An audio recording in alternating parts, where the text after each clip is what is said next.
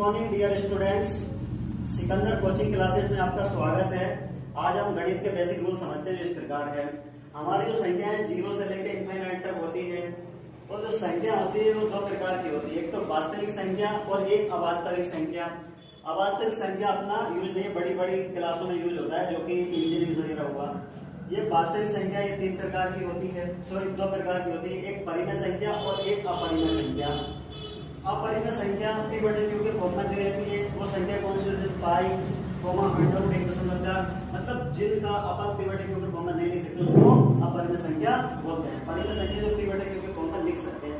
तो हर वो संख्या परिमेय संख्या है जो गणित में यूज होती है। जैसे कि हमारा 5/6 पी बटे क्यू के फॉर्म में हो गया, 9 है, 9 के नीचे अपन 1 लिख सकते हैं, तो 9/1 ये परिमेय संख्या के रूप में व्यक्त करते हैं।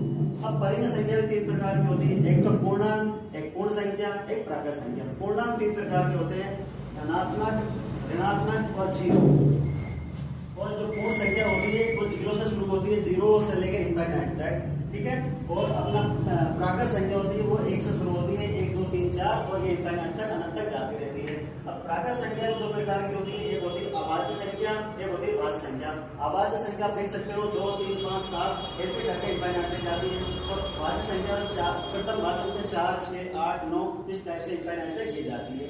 अब ये संख्या दो प्रकार से इधर भी कैटेगराइज किया गया है। जैसे सम संख्या है, जिसमें 2 का भाग चला जाता है वो सारी सम संख्या हो जाती है, जिसमें 2 का भाग में जाता है वो विषम संख्याएं हो जाती है। सहअवाच्य संख्या, इसको इंग्लिश में को प्राइम नंबर्स बोलते हैं, जिसका एस शेप होता है वो पूरी संख्या क्या होती है? सहअवाच्य संख्या होती है। तो इस प्रकार से आपको कुछ समझ में आया होगा। Thank you.